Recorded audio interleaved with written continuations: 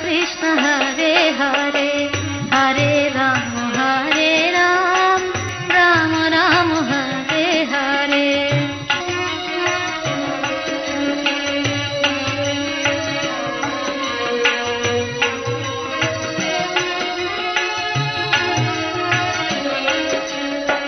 Hare Krishna Krishna Krishna Hare Hare Hare Ram Ram Ram Hare Hare Hare Krishna Krishna Krishna Hare Hare Hare Ram Ram Ram Hare Hare Hare Krishna Krishna Krishna Hare Hare Hare Ram Ram Ram Hare Hare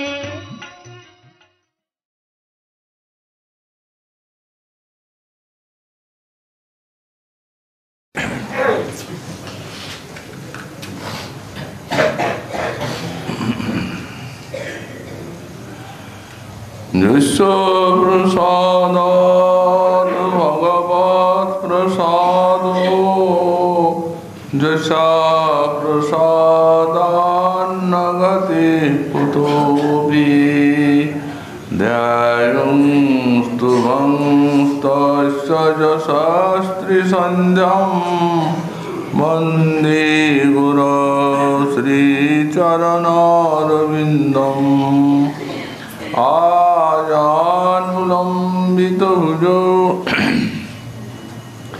Kanakavadato Sankirtanai Kapitarau Kamalayataksa Vissambarau Dijavarau Jugadharmapalau Vande Jagat Priyakarau Karunaavatarau Namaste Kala Satyaya Jagannatha Sutaya Savritaya Saputraya Sakalatraya Te Namaha Bariha Pidabhiramam Vrigamadatilakan Kundalakrantagandam Panjaksam Kambukantham Smita Suvagamukham Svadurinnastuvinum Syamam Santam Trimangang Ravikara Hositam Vijayantya Bandi Vrindavanastham Juvati Satabritam Brahma Gopala Vesam Tapta Kanchana Gaurangi Radhe Vrindavaneshwari Vrishabhanusute Devi Tang Namami Hari Priye Mukhaṁ karoti vācālaṁ paṅguṁ laṅghayati girim Jat kripātamaham vande paramanandamadhavam Vancha kalpatarupascha kripa sindhubhya eva cha Patitānaṁ pāvanebhyo vaishnavebhyo namo namaha Hari Bhakti Parajecha Hari Nama Parayana Durvittama Suvittama Tisang Nittang Namo Nama Nama Dharmaya Mahate Namo Krishnaya Vedase Brahmani Namaskritta Dharman Bhakshe Sanatanan Narayana Namaskritta Naram Chaiva Narottamam Devim Saraswatim Vyasam Tato Jayo Mudirayet जय रूप सनातन भट्ट रघुनाथ श्रीदेव गोपाल भट्ट दास रघुनाथ ईशय गोसाई करी चरण बंदन जयति विघ्ननाश भीष्ट पुरन दुर्गमे पथिमेन्द्रष्टास्खलत्पादवतीर्भूतकृपादृष्टिदानेन सन्त सन्तो अवलम्बनम्।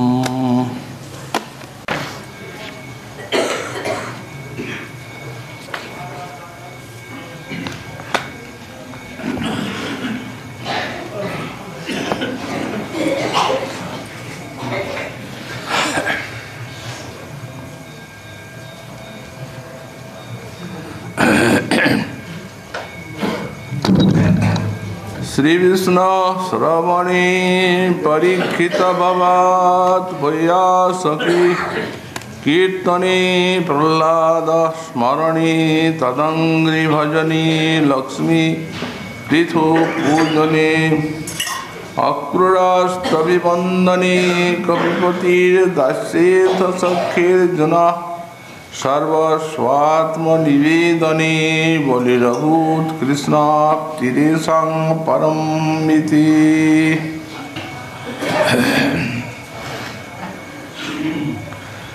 कलियुग पावनावतार श्री श्री गौरांग महाप्रभुर परमान्तरंग पार्षद गौड़ीय वैष्णवाचार्य वर्य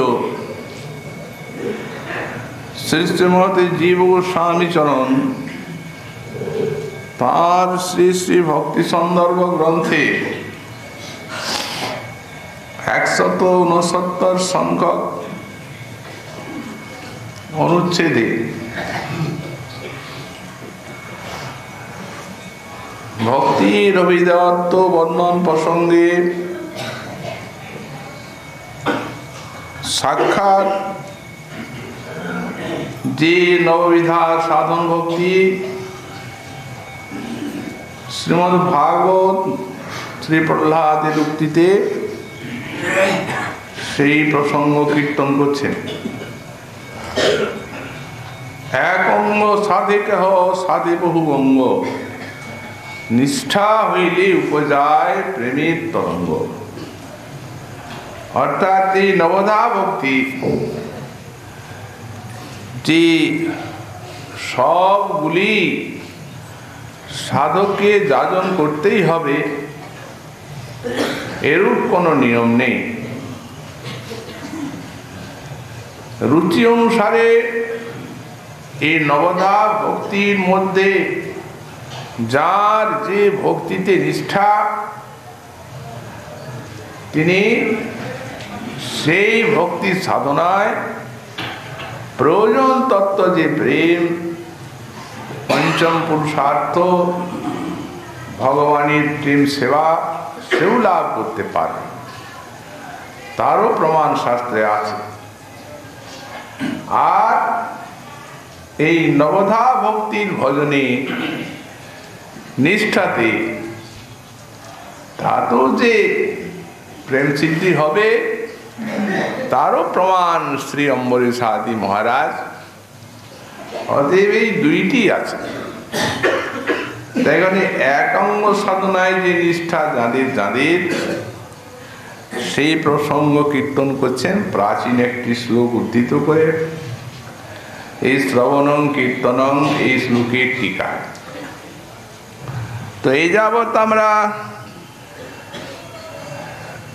শ্রী হনুমানের দাস্যনিষ্ঠা পর্যন্ত আলোচনা করে এসেছি। তারপরে সখ্যে বলছেন সখ্যের জুনা, এই সখ্যে শ্রী অর্জুন নিষ্ঠা প্রাপ্ত হয়ে শ্রীকৃষ্ণের অশেষ করুণা লাভ করেছেন। সখারূপেই অর্জুন এই শ্রীকৃষ্ণের সঙ্গে বিবিধ প্রকার ব্যবহার লীলারাজ্যে করেছে। এই সখ্যভাবে শ্রীকৃষ্ণের সঙ্গে খাণ্ডব দাহনে তিনি গমন করেছেন।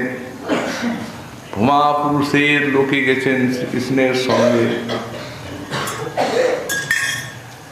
এরূপ বিভিন্ন লীলাতে শ্রীকৃষ্ণের সঙ্গে এই সক্ষময় অর্জুনের ব্যবহার, আর সক্ষভাবেই শ্রী ভগবান তার রথে সারথ করেছেন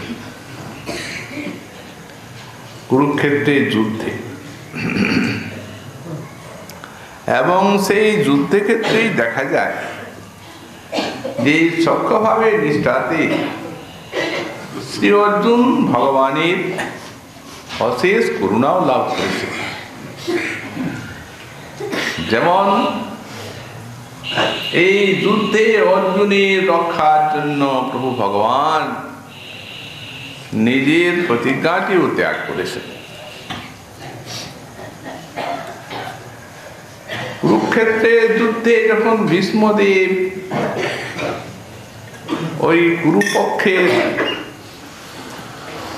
সেনাপতি, তখন যুদ্ধ চলছে, জয় পরাজয় নেই।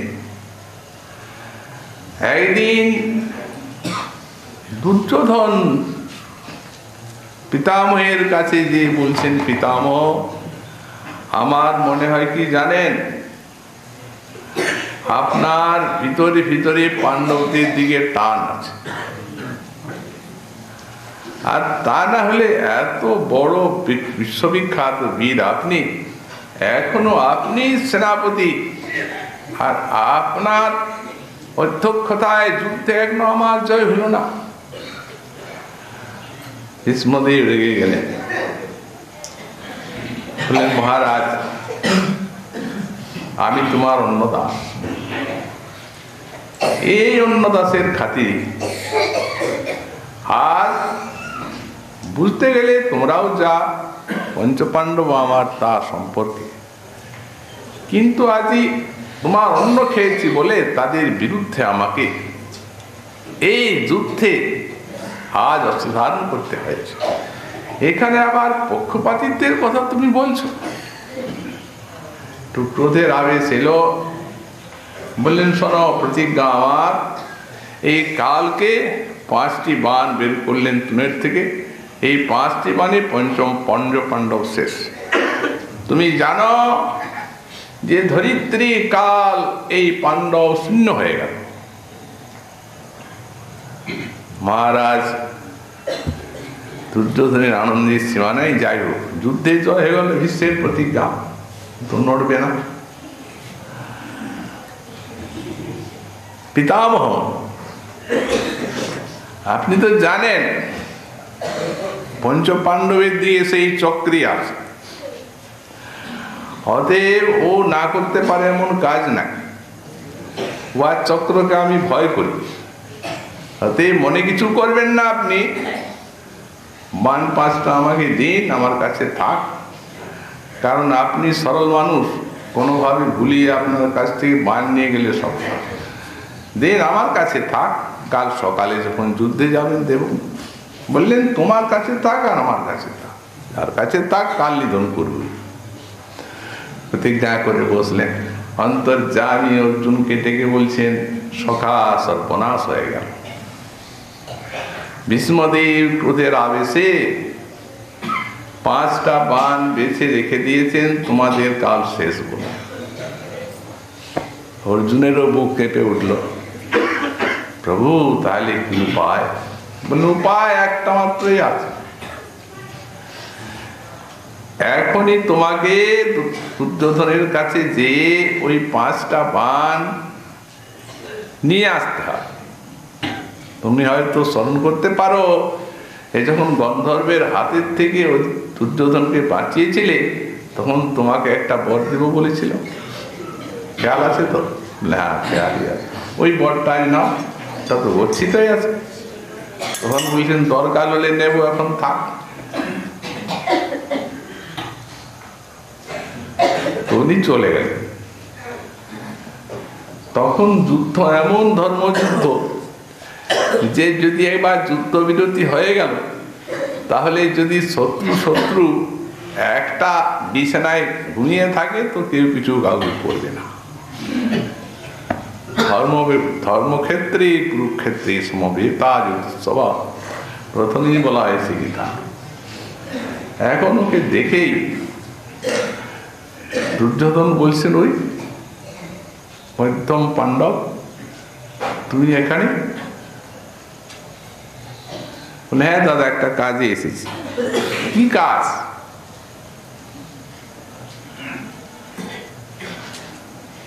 ওই যে একটা বর দেব বলেছিলেন আপনি, যখন সেই গন্ধর্বের হাতের থেকে আমি আপনাকে যে সময়ে ছাড়িয়ে আনি, সেই সময় বললাম তা মনে আছে, চাই না, রাজ্য নিবে না, যুদ্ধ বিরতি করবে না, মেঘে সব না, দাবি বলে আমি বলেছি সুচ্চাগ্রে মেদিনী না। না দাদা, তার জন্য নয়, সে তো যুদ্ধ তো তার জন্য চলছে, যা হয় যুদ্ধে মীমাংসা হবে, তবে কি চাও? বললেন, ওই যে পিতামহ 5টা বাণ আপনাকে দিয়েছেন, ওইগুলা দিয়ে।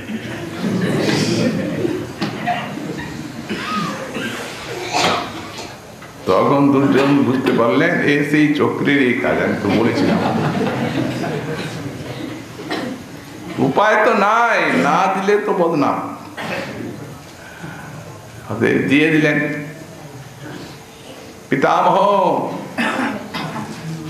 সেই চক্রী আপনার প্রতিজ্ঞাকে ব্যর্থ করে দিল, পানগুলি অর্জুন নিয়ে গেছে।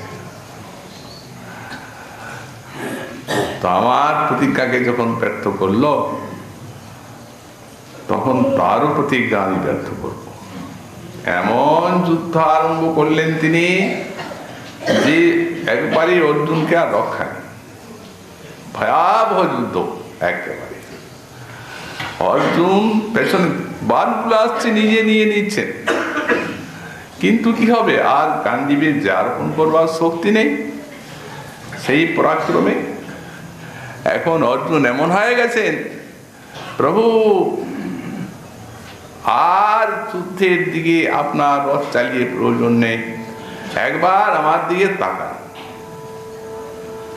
আমার এই শেষ, আমি আপনার ওই শ্রীমুখটা দর্শন করে আর যেন মরতে পারি, একবারই এরকম অবস্থা।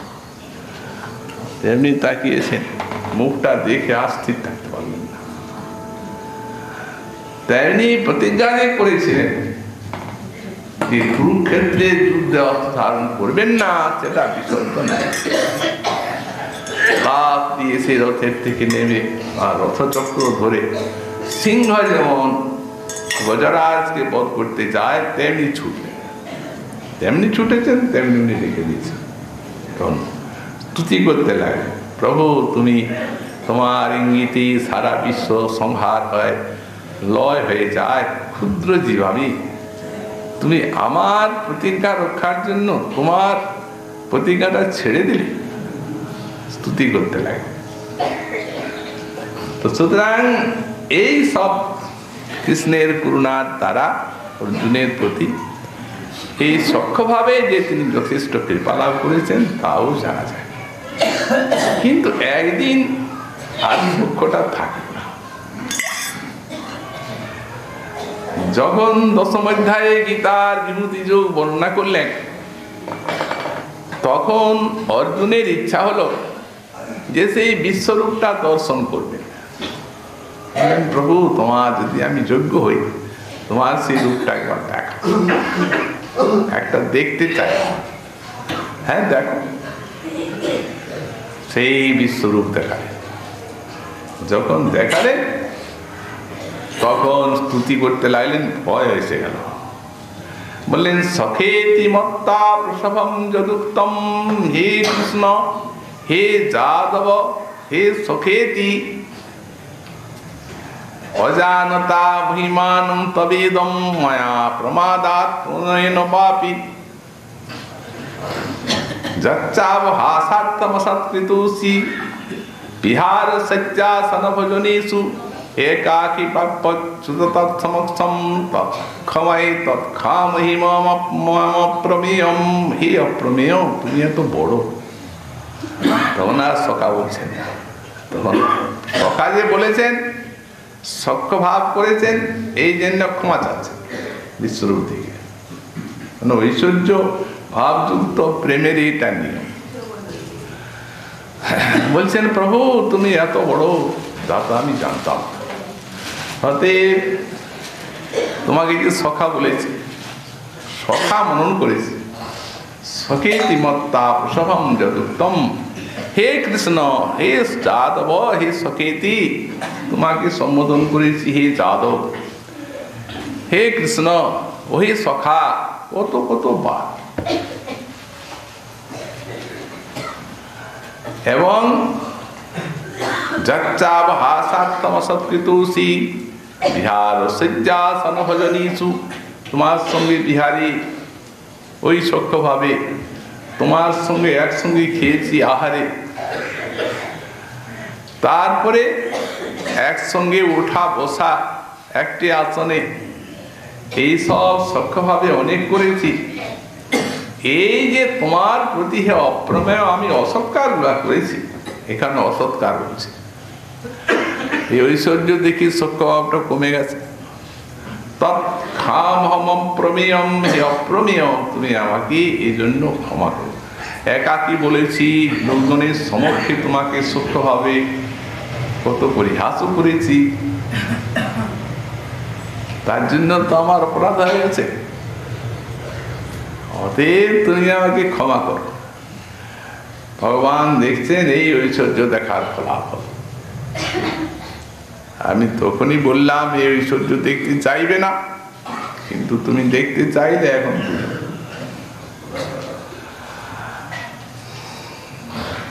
তারপরে প্রার্থনা করলেন, বললেন প্রভু তুমি আমাকে সেই রূপটাই দেখাও, তা না হলে আমার হৃদয় কাঁপছে, ভয়ে অস্থির, অপ্রকৃতিস্থ হয়ে গেছি। আর বাস্তবিক পক্ষে এটা তার স্থায়ী ভাব নয়, এটা আগন্তুক। প্রকৃতিস্থ যখন হলেন তখন আবার সূক্ষ্ম এসে গেল। নিজেই বললেন, বললে এখন ইদানীং প্রকৃতিগত, এখন তোমার এই যে মনুষ্যরূপ, এই রূপটি দেখে এখন আমি প্রকৃতিস্থ হয়ে গেলাম। তো সুতরাং এই অর্জুনের সূক্ষ্ম। তারপরে সর্বস্মাত্ম নিবেদনী বলিরভূত কৃষ্ণার্তিরে সাংপরম। বলি রাজা, তিনি তো প্রভাবে তার সারা পৃথিবী, সারা স্বর্গের আধিপত্য তিনি অধিকার করে বসলেন। তারপরে ভগবান দেবগণের হিতের জন্য বামন দেব রূপে অবতীর্ণ হলেন, এবং বামন রূপে অবতীর্ণ হয়েই একেবারে উপনয়ন আদি নিয়ে আর সেইখান থেকেই চলে গেলেন বলিযজ্ঞে। তো ভগবান তো সেই তার সৌন্দর্য, মাধুর্য, তেজ, প্রভাব ইত্যাদি দর্শন করে বলি রাজা অতিশয় প্রভাবিত হয়ে গেলেন। প্রভু আপনি এলেন, আমার যজ্ঞ ধন্যাদির জন্য হয়ে গেলেন। অনাহুত ভাবে আপনি আমার যজ্ঞে আগমন করেছেন, ও আমার কি সৌভাগ্য। তাও স্তুতি করতে লাগলেন। চরণ ধৌত করে আসন দান করলেন, আসন পরিগ্রহ করলেন বামন দেব। খুব তার প্রশংসা করতে লাগলেন, হে রাজন, আপনাদেরই বংশ, আপনাদেরই বংশ এমন সব দাতা, এত সমস্ত মহা মহা সব অবতীর্ণ হয়েছেন, বিশেষত প্রহ্লাদ তো আপনাদেরই বংশে। অতএব এইরূপ তো ব্রাহ্মণের সৎকার আপনি করবেনই। নিশ্চয়ই আমার মনে হয় আপনি কিছু ভিক্ষার জন্য এসেছেন, তাই বুঝতে পারছি। মানে আপনি যা বললেন তাই, আপনার কাছে কিছু ভিক্ষা চাই,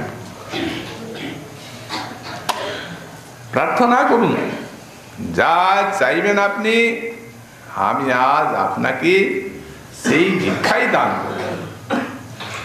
বললেন মহারাজ, আমি আমার এই পায়ে 3 পাদ ভূমি চাই মাপা। বলি মহারাজ হাসলেন, বললেন বিপ্র, আপনি যে কথাগুলি বললেন সেই কথাগুলি সব বৃদ্ধ সম্মত, কিন্তু আপনার চাওয়াটা একবারেই অজ্ঞের নয়। আরে আমার কাছে আপনি একটা দ্বীপ চাইলে পেতেন, পাবেন। আপনার তো এতটুকু পা, এই পায়ে 3 পাদ ভূমি নিয়ে আপনি তো কি করবেন? ভবনদেব বলছেন মহারাজ, চিন্তা করে দেখো, যার পিপাসার নিবৃত্তি নেই সে একটা দ্বীপ কেনে, সমগ্র পৃথিবীর দ্বীপগুলো যদি তাকে দেওয়া হয় তো পিপাসা তার মিটবে না। প্রমাণ দেখো, এই গয়, পৃথিবী ইত্যাদি রাজা সপ্তদ্বীপের অধিপতি হয়েছিল, তাদের বাসনা মিটেছে? বাসনা তো মিটে নাই। অতএব মহারাজ, আমি ওই 3 পদ স্থানটিতে আমি বসে আর ভজন করব, সাধন করব, ব্রহ্মচারী। আমি বেশি নিয়ে কি করব? তো আসক্তির ব্যাপার। আমার সন্তোষ হবে না তাতে হে বিপ্র। মনটা এতটুকু জায়গা আপনাকে দিব, আপনার মতো প্রার্থী আজ আমার যজ্ঞস্থলে, মনটা ভরবে না মোটেই। বললেন তা কি করবো, আমি তো বেশি নিতে পারি না। আচ্ছা, যা আপনার ইচ্ছা তাই নিন। দান দিতে যাবেন আর শুক্রাচার্য এসে হাজির। সর্বনাশ, সর্বনাশ মহারাজ, ওকে দিব বললে কি সর্বনাশ করলে? ও তো দেব কার্যের জন্য বামন রূপে এসেছে, ও তো বিষ্ণু। ও আপনার সম্পর্শ নেবে, তার জন্য এসেছে। ও কি করলেন কি আপনি? আরে সব দিব বলে 3 পদের জায়গা 1 পদে পৃথিবী নিয়ে নিবে, 2য় পদে স্বর্গটা নিয়ে নিবে, 3য় পদের জায়গা কোথায়? অতএব ব্রাহ্মণের কাছে এই দান করব বলে প্রতিষ্ঠিত হয়ে না দিলে কি হয় জানো মহারাজ? নরক গতি, পুনর্বাহতি নাই। অতএব না বলে দাও, না বললে দোষ নাই। জানো, নীতিশাস্ত্রে আছে এই স্ত্রী বশীকরণে, হাস্য পরিহাস, বৃত্তি রক্ষা, তারপরে প্রাণ সংকট কালে মিথ্যাটাই সত্য। এখন তুমি দেখো মহারাজ, এটা প্রাণ সংকট, তোমাকে এই প্রাণও মারবে, আর দিতে না পারার জন্য ইহলোক গেল। কোথায় থাকবে তুমি? কোথায় কি খাবে তুমি? কি ওকে সব দিয়ে তো সব বাড়া হয়ে যাবে, আর পরলোকে নরক গতি। বলে দাও না।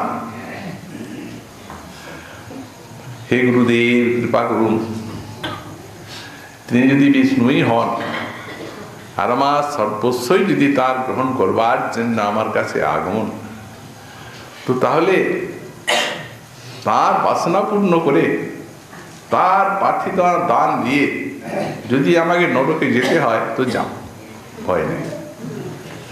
বাধা দেবেন না, আমি না বলতে পারব না। রেগে গেল। শ্রী ভ্রষ্ট দুরাত্ম, অভিশাপ দিয়ে দিল।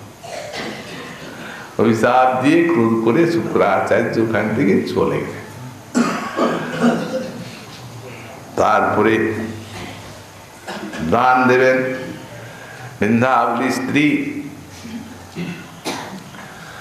ওই জল দিচ্ছেন, মাথায় করে এনে পাদ ধৌত করাচ্ছেন।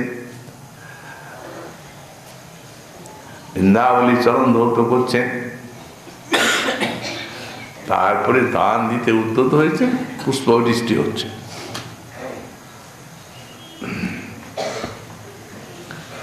আর আকাশে জয় জয়কার। বলি মহারাজ, ওই যেমনি দিয়েছেন জলটা, ত্রিপাদ উনি দান করলাম বলে হাতে তেমনি মারতে আরম্ভ করেছে। একবারে বিশাল বিশ্বরূপ, এক পায়ে পৃথিবী আর এক পায়ে স্বর্গ, আর পায়ের জায়গা নেই। শুক্রাচার্য যা বলেছিলেন তাই। 3 পদে স্থান দাও মহারাজ, প্রতিজ্ঞা পূরণ তোমার করো। প্রতিজ্ঞা পূর্ণ হলো না, না হলে তো নরকগামী হতে হবে। এখন এই করতে করতে খুব হুঙ্কার করছেন, দাও ত্রিপাদ স্থান ভূমি দাও বলি। তখন আর তো নাই, দিবেন কি? তৎকালে শ্রী গরুড় প্রভুর ইচ্ছা বুঝে বলি মহারাজকে বরুণ পাশে বন্ধন করলেন। যখন বন্ধন করলেন গরুড়, তখন সব হাহাকার উঠে গেল। এত সর্বস্ব দিয়েও আজ তাকে বন্ধন দশা লাভ করতে হলো। রাধা রানী ভ্রমর গীতিতে ভ্রমরকে বললেন, ওরে এই অসিত ব্যক্তি কালো লোকটা খারাপ, ভালো বলিমপি বলিমত্তা ব্যস্ত থাং খবর যাও, এই কথা বললেন। বলি রাজা কি উদার, বলি রাজার কাছে এতটুকু পা দেখালো, আর একেবারে সারা জগৎময় পা। বলি মহারাজ করে বুঝবেন, কারণ জগতের মানুষের জানা আছে যে বড়র ভিতর থেকে ছোট বের হয়, আর এত ছোট থেকে যে অত বড় বের হয় এ কারো ধারণার বহির্ভূত। তো এই কালো লোক এইরকম। ওরে দেখ, আমি রংটার কথা বলছি, অসিত বর্ণটা, মামুনের ছেলে, ব্রহ্মচারী, সম দমাদি গুণযুক্ত, ভালো লোক, শান্ত প্রকৃতি। কিন্তু ওই অসিত রংটা যোগ ছিল বলে এত ভালো মানুষটাকে এই এমন ভাবে খারাপ করলো যে সর্বস্ব নিল বলি নিয়ে, আর শেষকালে গুরুদের দ্বারা বাঁধল বরুণ পাশে। অবিষ্ট থান খবর। ওই কাকগুলো দেখেছিস? এই কাকগুলো যে খাবার দেয় রমণী, তার কাছে খাবারটাও খেলো, আর কা কা শব্দ করে বন্ধু বান্ধবকে ডেকে এখানে চঞ্চু আঘাত, এখানে চঞ্চু আঘাত করে একবারে উদ্বেলিত করে তোলে। এই সেই এই কালো, কাকও কালো আর ইউ কালো। অতএব দুষ্ট, অতএব না অসিতের সঙ্গে সখ্য আর দরকার, তা দালাম অসিত সখ্যই, অসিতের সঙ্গে সখ্য নয়। তো এখন বলি বন্ধন করা, তারপরে ব্রহ্মা এসে ভগবানের স্তুতি করছেন, সকলেই তো হাহাকার করছে। ব্রহ্মা বলছেন, প্রভু একটু চিন্তা করে দেখুন, যে ব্যক্তি আপনার চরণে এক পত্র তুলসী দেয় আর এক বন্ধু জল, তাকে আপনি আত্মদান করেন, আর এর সর্বস্ব গ্রহণ করলেন আপনি, স্বর্গরাজ্য, পৃথিবীর রাজ্য, আর তারপরে একে বন্ধন করলেন। বন্ধন করবেন কেন? ভগবান বলছেন, ব্রাহ্মণ এখন এইগুলি তোমরা বুঝতে পারবে না, অতএব দেখো শেষটা কি হয়। যার শেষ ভালো তার সব ভালো। শেষ কি হয়? এখন বলি মহারাজ বলছেন, ভগবান আমার তো সর্বস্ব আপনি নিলেন, 2টা চরণে, একটা চরণ বাকি জায়গা। তো এখনো জানেন আমার একটা জিনিস এখনো আমার অধিকারে আছে, সেটি হচ্ছে আমার মস্তক। এইখানে ওই পাটা দিন। সর্বস্ব আত্মনিবেদনে সর্বস্ব দিলেন, আর দেহটা।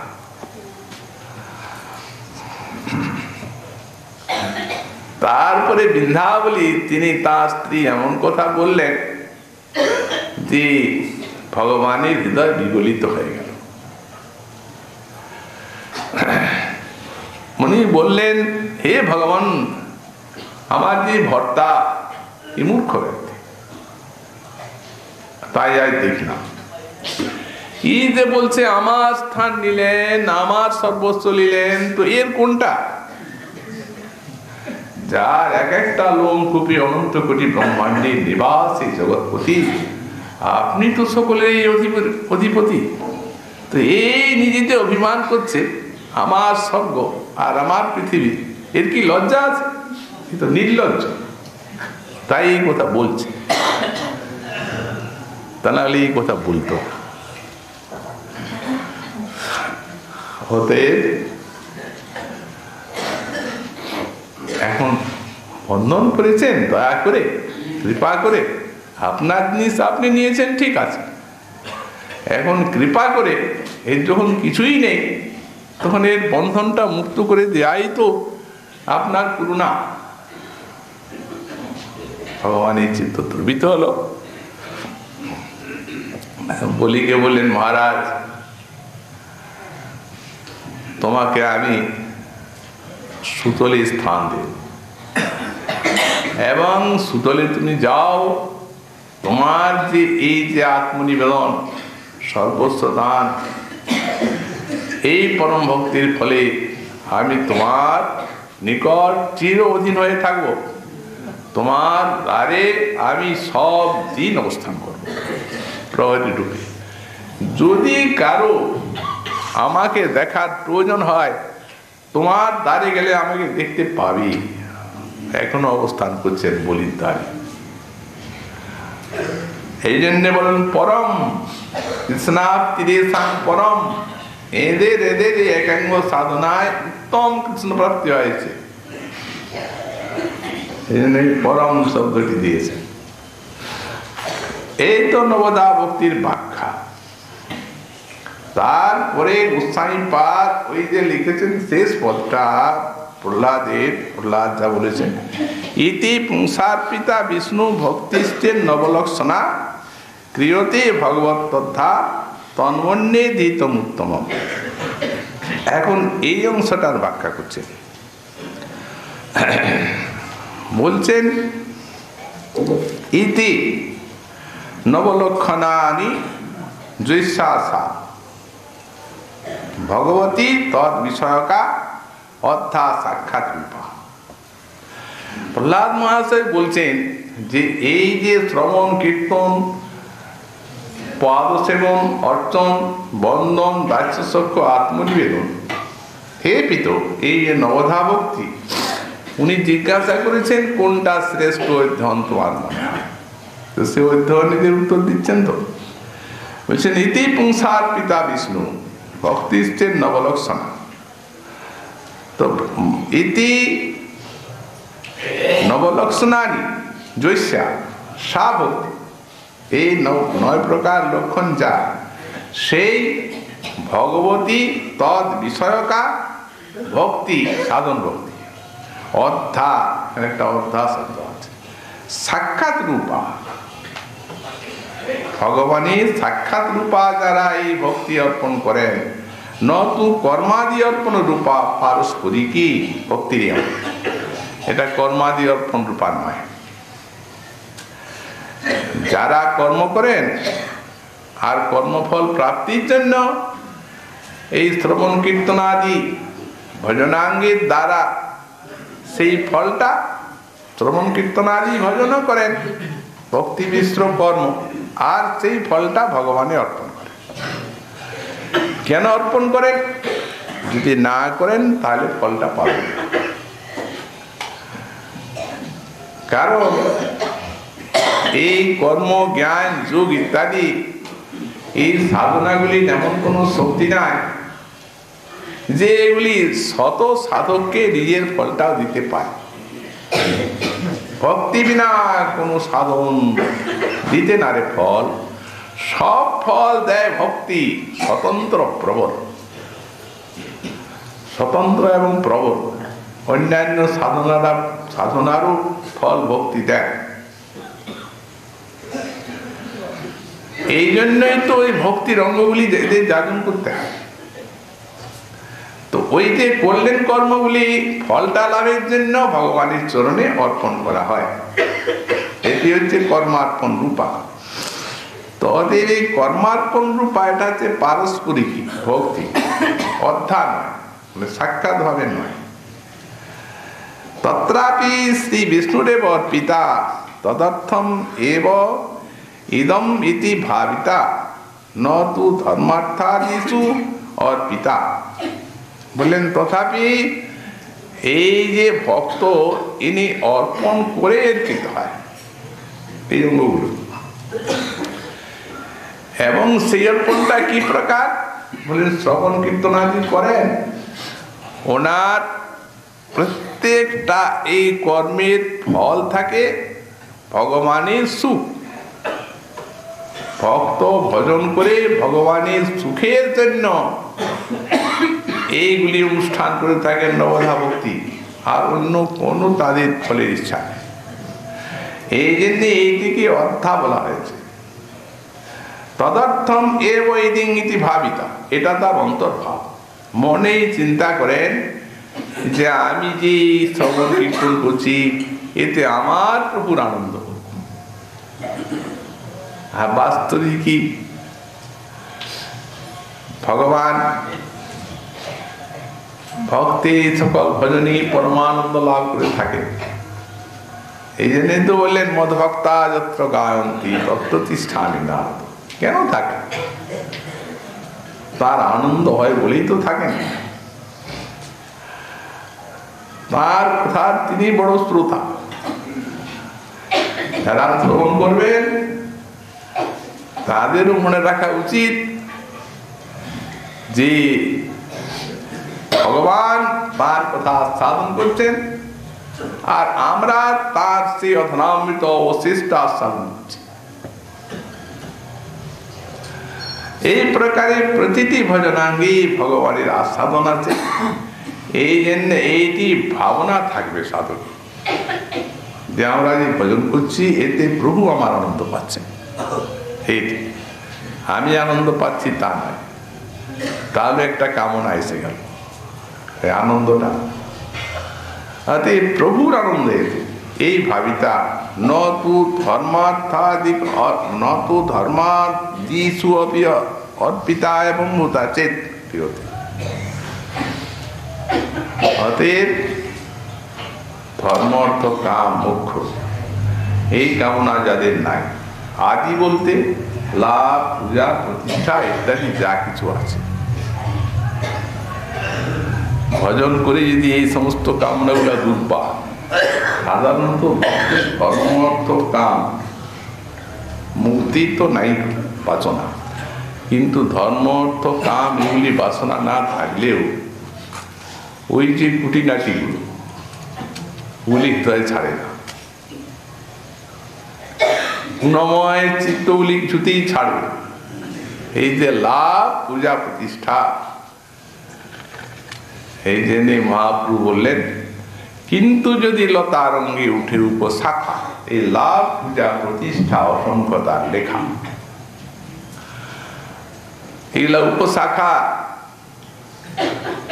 এই ভক্তির যে মূল শাখা, ভক্তিকল্প লতা যাকে বলা হচ্ছে, সেটিতে শ্রবণ কীর্তন আদি জলে ভক্তের সিঞ্চিত হয়ে যে বাড়ছে, বাড়তে বাড়তে ব্রহ্মাণ্ড ভেদ করে যে চলে যাবে সেই চিন্ময় গোলক উপরে বৃন্দাবন, সেইখানে কৃষ্ণচরণ কল্পবৃক্ষকে আশ্রয় করবে, আর সেইখানে প্রেম ফল ফলবে। আর এইখানে মালি সিঞ্চন করছে, আর সেই প্রেম ফল পাখি পাড়ে, পাখি আর পড়বে তখন মালি আর সাপ হয়। এই তো এই লতা, কিন্তু যদি এই উপশাখাগুলি উঠল তাহলে আর আর বাড়তে পারবে না, এইখানেই থাকে। কারণ যত শ্রবণ কীর্তনাদি জল সিঞ্চন করা হবে ওই উপশাখায় কাজ, স্তব্ধ হইয়া মূল শাখা আর বাড়িতে না পায়। কিন্তু এগুলি এমন না, গোস্বামীপাদের বাণীতে দেখা যায়, আমাদের শ্রীপাদ রঘুনাথ দাস গোস্বামী চরণ বললেন, প্রতিষ্ঠা সা তিষ্ঠা পিশাচরণ। এই দৃষ্টা এই ভক্তের হৃদয় কিছুতেই ছাড়তে চায় না। আর সপচরমণি এই কুকুর ভজন করে, তো যেখানে তপশ্রমণি বসবাস করে কুকুর খায়, সেই জায়গায় কি সাধু প্রেম আসবে? কেউ ভালো লোক যাবে না ওই জায়গায়। ওখানে তো এই চন্দালিনী রোজ কুকুর মাংস খাচ্ছে, ওখানে ভালো লোক যায়? আবার প্রেম হলেন সাধু, যাবেন কি করে? আমার হৃদয়ে দৃষ্টা সপচরমণি বসে আছে, সাধু প্রেম কি করে আসবে? সনাতন গোস্বামীপাদ বললেন, সর্বে ত্যাগী ভয়ায়া। যারা সর্বত্যাগ করে বৈরাগী হয়েছেন, নিষ্কিঞ্চন পদবী লাভ করেছেন, বললেন তারা এই প্রতিষ্ঠাকে ছাড়তে পারেন না।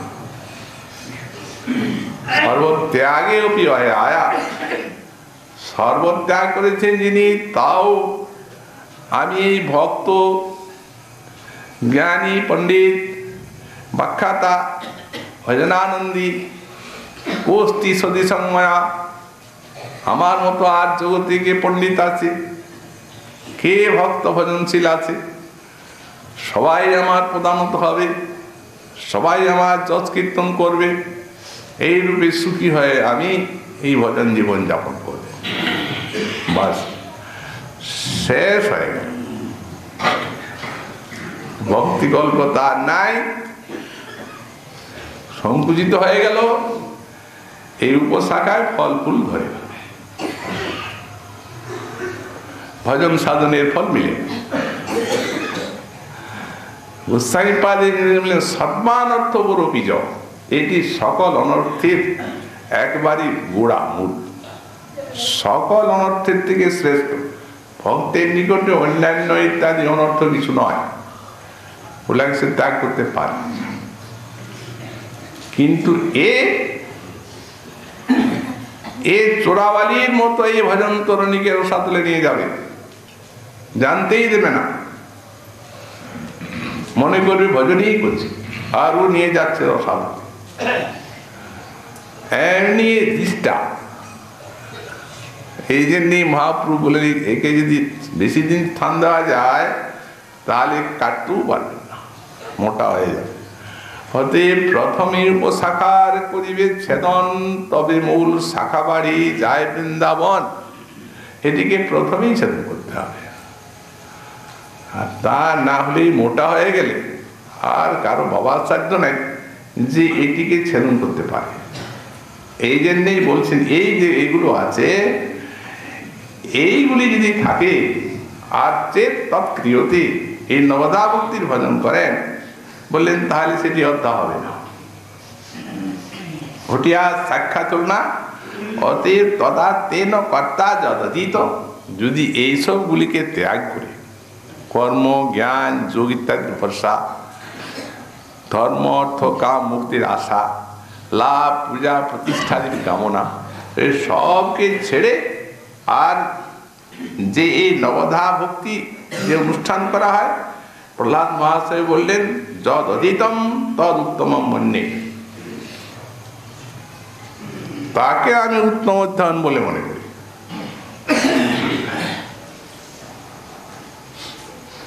এখন গোস্বামীপাদের পরে আবার শ্রুতি প্রমাণ দিয়ে শুদ্ধা ভক্তি সম্বন্ধে নিষ্কামা নির্গুণা স্বরূপ সিদ্ধা এই ভক্তি সম্বন্ধে কি বিচার দিয়েছেন, কি লক্ষণ করেছেন, তা উদ্ধৃত করেই বিশুদ্ধ ভক্তি ব্যাখ্যা করছে।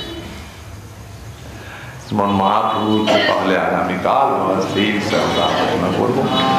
আজকে আমাদের সন্দর্ভ কথা এখানেই বিশ্রাম।